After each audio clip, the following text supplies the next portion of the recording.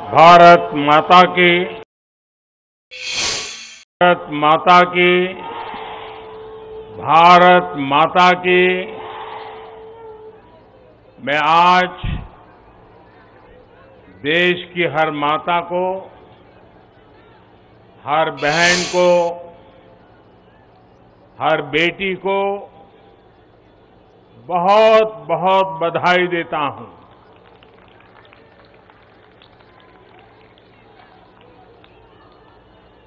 कल और परसों 20 और 21 सितंबर को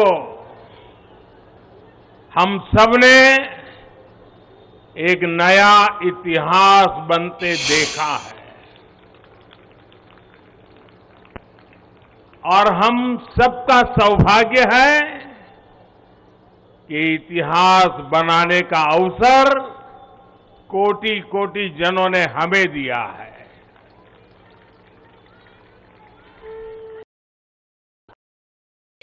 अनेकों पीढ़ियों तक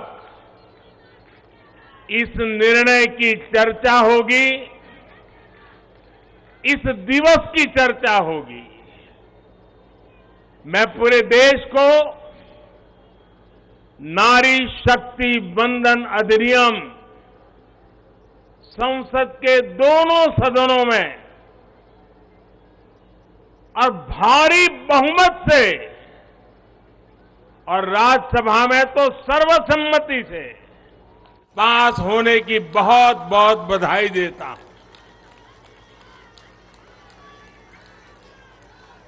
पार्टी के राष्ट्रीय अध्यक्ष श्री जेपी नड्डा जी, अन्य सभी वरिष्ठ साथी और आज मैं देश की माताओं बहनों को भी यहां दूर से प्रणाम करता हूं। कभी कभी किसी निर्णय में देश के भाग्य को बदलने की क्षमता होती है और आज हम सभी ऐसे ही एक निर्णय के साक्षी बने हैं। संसद के दोनों सदनों द्वारा नारी शक्ति वंदन अधिनियम रिकॉर्ड मतों से पारित किया जा चुका है। जिस बात को देश को पिछले कई दशकों से इंतजार था, वो सपना अब सच हुआ है। ये पूरे देश के लिए बहुत ही खास समय है। ये भाजपा के हर एक कार्यकर्ता के लिए भी बेहद खास दिन है। आज हर नारी का आत्मविश्वास, हर नारी का आत्मविश्वास आसमान छू रहा है। पूरे देश की माताएं, बहनें और बेटियां आज खुशी मना रही हैं, हम सबको आशीर्वाद दे रही है। साथियों, कोटि कोटि माताओं बहनों के सपने को पूरा करने का सौभाग्य हमारी भाजपा सरकार को मिला है और इसलिए राष्ट्र को सर्वप्रथम मानकर चलने वाली पार्टी के रूप में, भाजपा कार्यकर्ता के रूप में, मैं एक जिम्मेदार नागरिक के रूप में ये हमारे लिए बहुत बड़ा दिन होने का गर्व अनुभव कर रहे हैं। नारी शक्ति वंदन अधिनियम ये कोई सामान्य कानून नहीं है।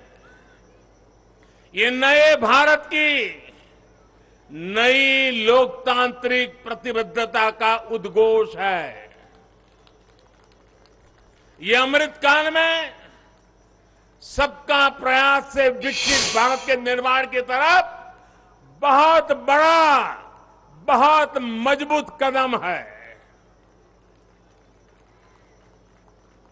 महिलाओं का जीवन स्तर सुधारने के लिए,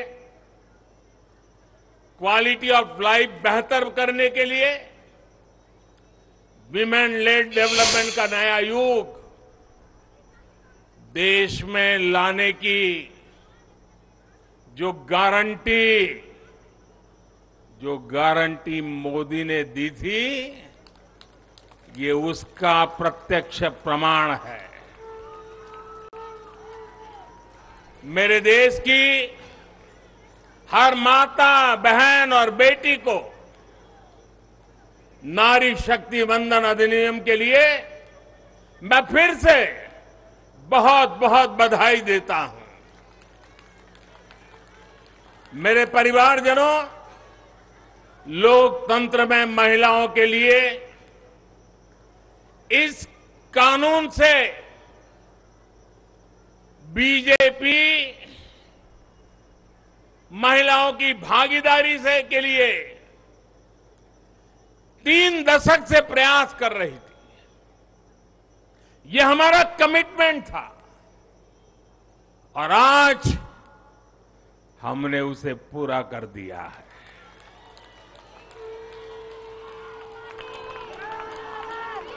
महिला आरक्षण सुनिश्चित कराने वाले इस कानून की राह में तरह तरह की बाधाएं थी, दशकों पुराने अड़ंगे थे, लेकिन जब नीयत पवित्र होती है, प्रयासों में पारदर्शिता होती है, तो परेशानियों को पार करके भी परिणाम लाती है। ये भी अपने आप में एक रिकॉर्ड है कि इस कानून को सदन में इतना व्यापक समर्थन मिला। नए संसद भवन में पक्ष विपक्ष की सीमाओं से ऊपर उठकर करीब करीब सबने इसके पक्ष में वोट दिया।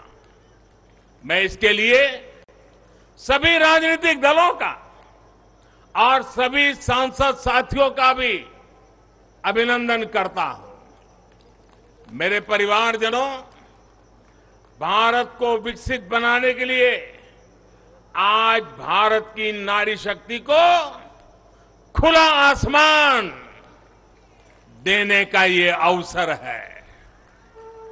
आज देश माताओं, बहनों, बेटियों के सामने आने वाली हर अड़चन को दूर कर रहा है। इसी सोच के साथ बीते 9 वर्षों में हमने माताओं, बहनों से जुड़ी हर बंदिशों को तोड़ने का प्रयास किया है। हमारी सरकार ने एक के बाद एक ऐसी योजनाएं बनाई हैं, ऐसे कार्यक्रम शुरू किए हैं जिससे हमारी बहनों को सम्मान, सुविधा, सुरक्षा और समृद्धि का जीवन मिले। हमने बहनों, बेटियों के जीवन चक्र से जुड़ी हर समस्या को दूर करने पर पूरी गंभीरता से ध्यान दिया है।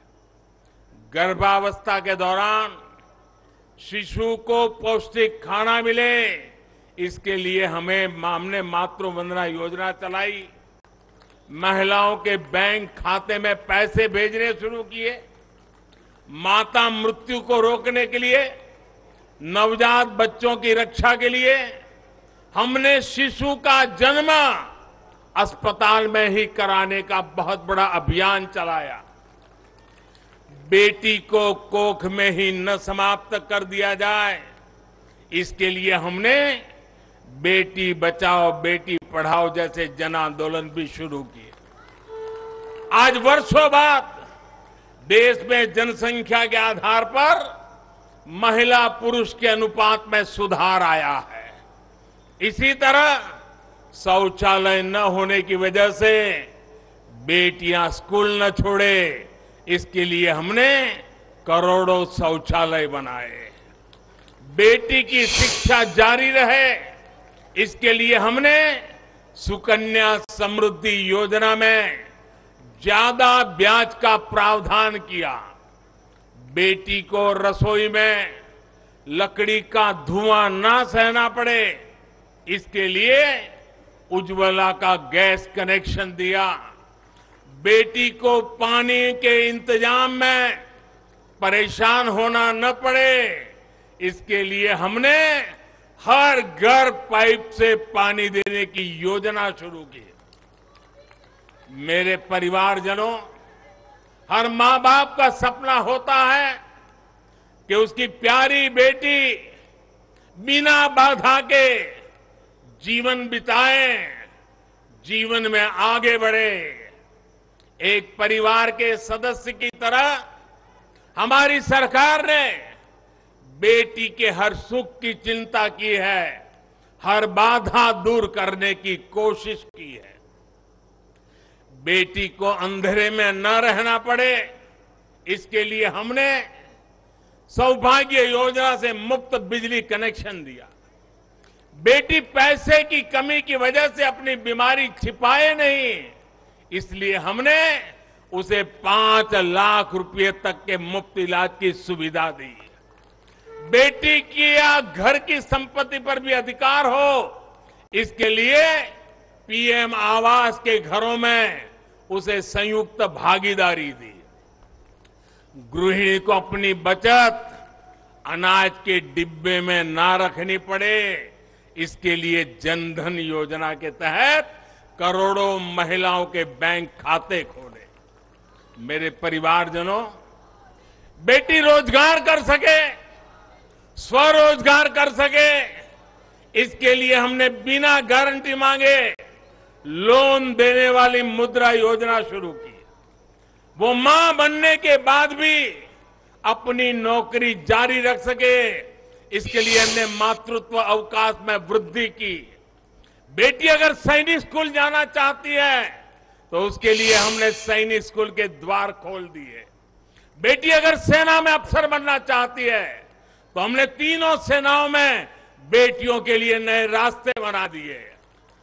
गांव की बहनों को कमाई के अवसर मिले, इसके लिए हमने 9 करोड़ से ज्यादा बहनों तक सेल्फ हेल्प ग्रुप का विस्तार किया और उन्हें मिलने वाली सहायता को भी बढ़ाया। इस साल लाल किले से मैंने देश में 2 करोड़ लखपति दीदी बनाने और सेल्फ हेल्प ग्रुप की महिलाओं को ड्रोन देने की योजना का भी ऐलान किया है। साथियों, सामाजिक स्तर पर भी 3 तलाक जैसी जिन कुरीतियों के कारण महिलाओं पर अत्याचार होते थे, हमने कानून बनाकर उन्हें रोका है। हमारी करोड़ों मुस्लिम बहनों को आज 3 तलाक की अमानवीय प्रथा से सुरक्षा मिली है। वो महिलाएं भी अब अपने अधिकारों के लिए आगे आ रही है।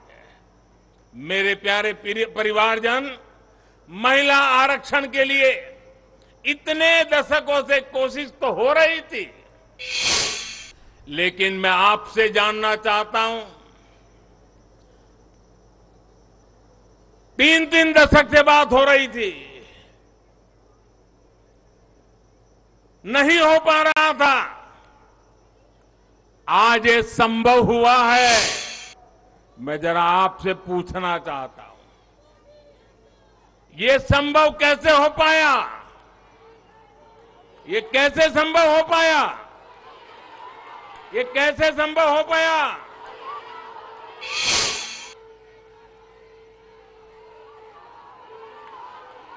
कैसे संभव हो पाया?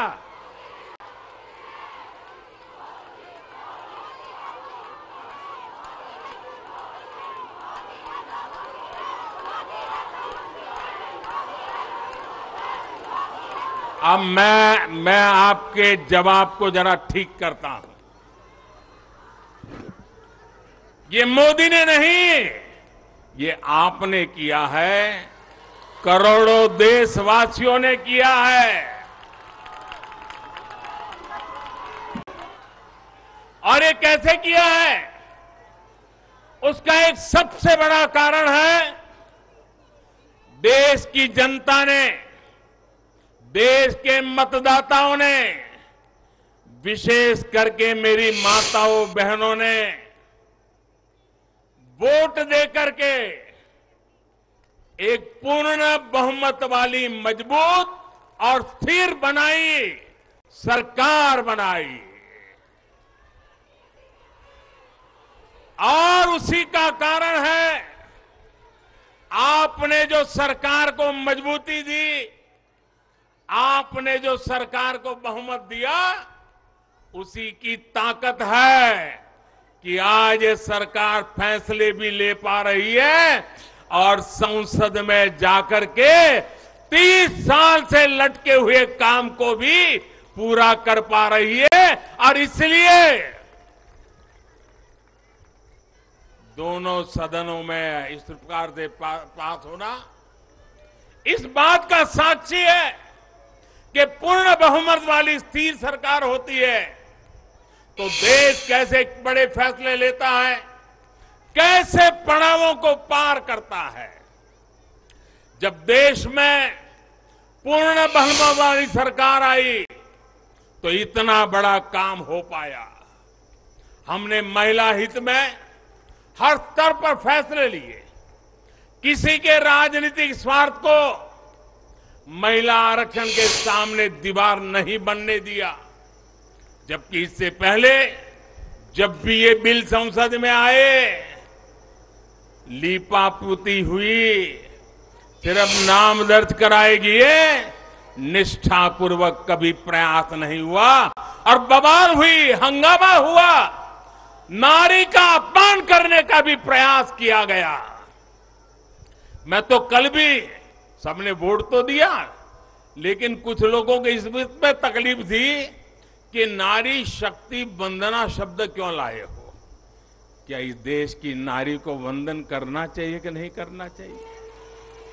क्या माताओं बहनों को प्रणाम करना चाहिए कि नहीं करना चाहिए? क्या माताओं बहनों का गौरव सम्मान बनाना चाहिए कि नहीं बनाना चाहिए? क्या हम पुरुषों को इतना अहंकार आ जाए, हमारी राजनीतिक विचारधारा को इतना अहंकार आ जाए कि हम नारी शक्ति की वंदना शब्द का प्रयोग करें तो भी किसी के पेट में चूहे दौड़ने लग जाएं? लेकिन अब आप जब देश में पूर्ण बहुमत की स्थिर सरकार है तो महिला आरक्षण बिल, नारी शक्ति वंदन अधिनियम एक सच्चाई बन गया है। इस कानून ने फिर साबित किया है कि देश को आगे ले जाने के लिए, इस कानून ने सिद्ध कर दिया है, देश को आगे ले जाने के लिए पूर्ण बहुमत वाली सरकार, मजबूत सरकार, निर्णायक सरकार, ये बहुत ही आवश्यक है। मेरे परिवारजनों, मैं लगातार महिलाओं को आगे बढ़ाने की बात करता हूं, उनके विकास को केंद्र में रखकर नीतियों की बात करता हूं। ऐसा इसलिए क्योंकि मैंने महिलाओं के नेतृत्व को, उनके सामर्थ्य को, उनकी रिजल्ट देने की काबिलियत को देखा है। मैं वर्षों तक गुजरात में मुख्यमंत्री रहा। मेरे अपने अनुभव है कि जब मातृशक्ति को काम मिलता है तो कैसे परिणाम देती है। हमने गुजरात में समरस ग्राम की योजना बनाई थी और उसमें एक विशेषता थी कि जहां पर गांव के प्रधान के रूप में महिला के लिए आरक्षण है, वो सीट रिजर्व है, अगर उस गांव के सब लोग मिलकर के निर्विरोध उसको चुनते हैं और सभी पुरुष अपने आप को विड्रॉ करके सारे मेंबर महिला, 100% महिला मेंबर, उनको मैं समरस ग्राम पंचायत कहता था। और गुजरात में हजारों ऐसी पंचायतें बनी थी जिसमें एक भी पुरुष सदस्य नहीं था, 100% महिला सदस्य थी और उत्तम से उत्तम विकास के काम उन्होंने करके दिखाया था। साथियों, महिलाओं की शक्ति, उनकी सोच क्या होती है, इसके मेरे पास अनेक उदाहरण हैं। गुजरात में तो मैंने बार बार इस सामर्थ्य को देखा था। मैं नया नया मुख्यमंत्री बना था, तो एक गांव की महिलाओं ने मेरा समय मांगा। वो गांव के चुने हुए लोग थे, तो बोले सब महिलाएं मिलना चाहती हैं। तो मैंने कहा भाई मैं नया था, अभी तो मुझे 6 महीने भी नहीं हुए थे। तो मैंने कहा काम क्या है, आप ग्रामीण विकास मंत्रालय को मिलिए, फलाने को मिलिए। नहीं बोले साहब उनका तो आग्रह है, वो आपको मिलना चाहते हैं। वो गांव की माताएं बहनें थी। मैंने कहा अच्छा भाई एक दिन बुला लेना, मैं मिल लूंगा। वो मिलने आई, 8-10 महिलाएं थी और उसमें सबसे ज्यादा पढ़ी लिखी जो बहन थी वो शायद 7वीं 8वीं कक्षा तक पढ़ी लिखी थी। तो मिलने आई, बोले हमारे गांव ने तय किया है कि एक भी पुरुष मेंबर नहीं होगा, सबकी सब महिला मेंबर होगी और इस बार गांव की प्रधान भी महिला होगी। तो मैंने उनको पूछा अच्छा इतना बड़ा आपको अवसर मिला है।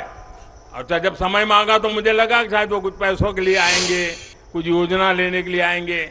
तो मैंने उनसे पूछा कि आपकी क्या अपेक्षा है और आप क्या करना चाहती है।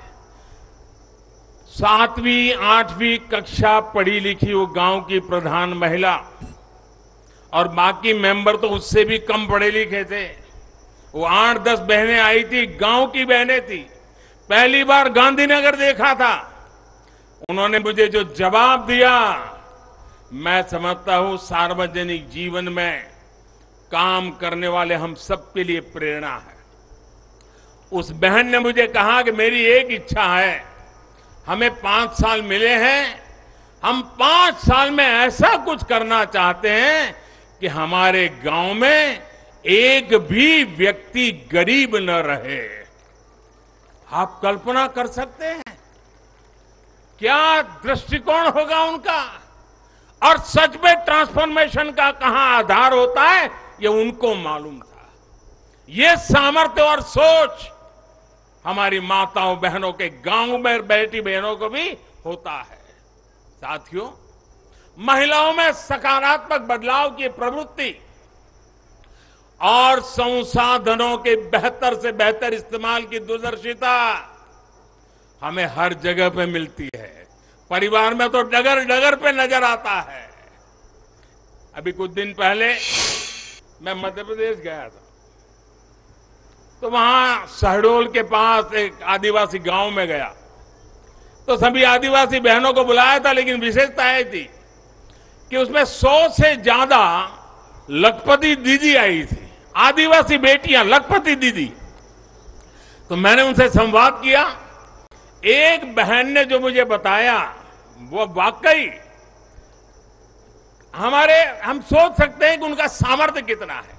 वो आदिवासी बेटी जो कहती है मैं लखपति दीदी हूं, मैं आज विमेन सेल्फ हेल्प ग्रुप के द्वारा ये काम करके इतना इतना कमाती हूं।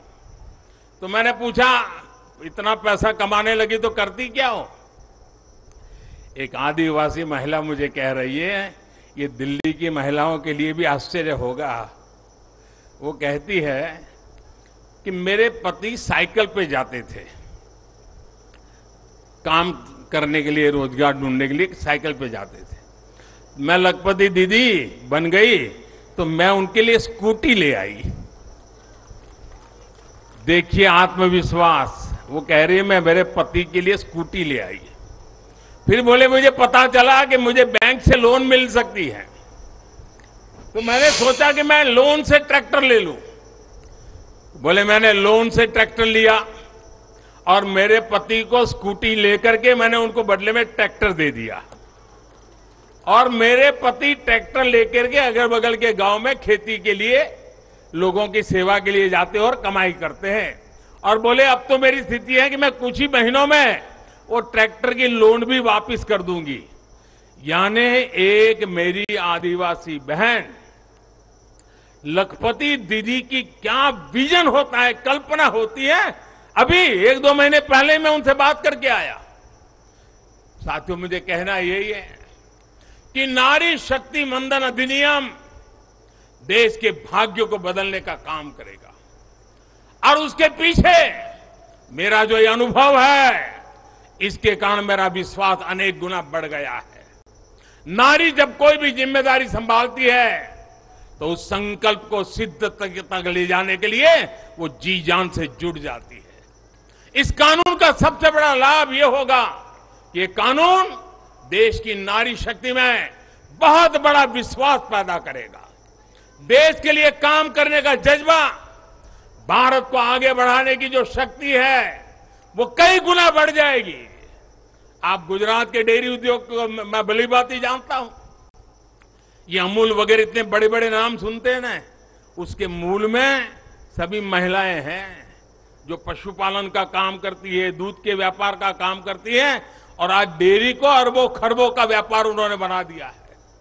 हम लोग लिज्जत पापड़ जानते हैं, आदिवासी महिलाओं ने शुरू किया हुआ प्रकल्प आज मल्टीनेशनल कंपनियों को टक्कर मारने वाला लिज्जत पापड़, ये हमारी नारी शक्ति का परिचय देता है। ऐसा हर राज्य में आपको मिलेगा। उनका ये जो कौशल है, सामर्थ्य है, जो भगवान ने उनको नैसर्गिक गुण दिया हुआ है, ये कभी भी खराब क्वालिटी को स्वीकार नहीं करते हैं। हो सके उतना अच्छा करना, अच्छे ढंग से करना, ये सामर्थ्य होता है। और ये शक्ति जब राष्ट्र निर्माण में सक्रिय होती है तब राष्ट्र कितना आगे बढ़ सकता है, इसका हम अंदाज लगा सकते हैं। महिलाओं के इसी कौशल का, उनकी लीडरशिप का उपयोग अब आने वाले दिनों में देश को होने वाला है। हमारी संसद में भी नारी शक्ति का महत्व दिखा है। सारे दलों को इस बिल का समर्थन करना पड़ा है। आप मान लीजिए यही लोग हैं जो पहले बिल फाड़ा करते थे, आज उनको बिल को समर्थन करना क्यों पड़ा? क्योंकि देश भर में पिछले 10 साल में महिला एक शक्ति बनकर के उभरी है और हमने संसद में पहुंचने से पहले देश में सामर्थ्य जुटा दिया ताकि संसद में कोई हिल न पाए। इसका पूरा प्रबंध करके हम सदन में गए। ये आप ही के सामर्थ्य पर भरोसा करके मैं गया था, ये आप ही की शक्ति पे भरोसा करके मैं गया था और आपकी शक्ति ने रंग दिखा दिया कि सभी राजनीतिक दलों को इस काम में जुड़ना पड़ा। मेरे परिवारजनों, आज परिवार से लेकर पंचायत तक, इकोनॉमी से लेकर एजुकेशन और एंटरप्रेन्योरशिप तक हमारी बहन बेटियां हर क्षेत्र में अभूतपूर्व काम कर रही है।